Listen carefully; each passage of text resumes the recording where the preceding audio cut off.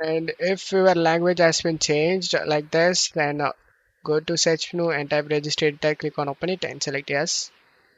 Expand the H key current users folder and expand the software. Scroll down,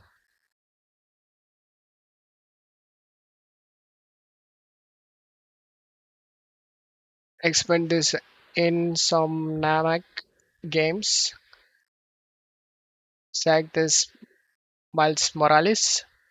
On right side in text the language, just double click on it, change this value to 1 and English Vivo, double click and change to value data 1 and then close stuff here and close and reopen the game and it will change to English guys. Now select the play option.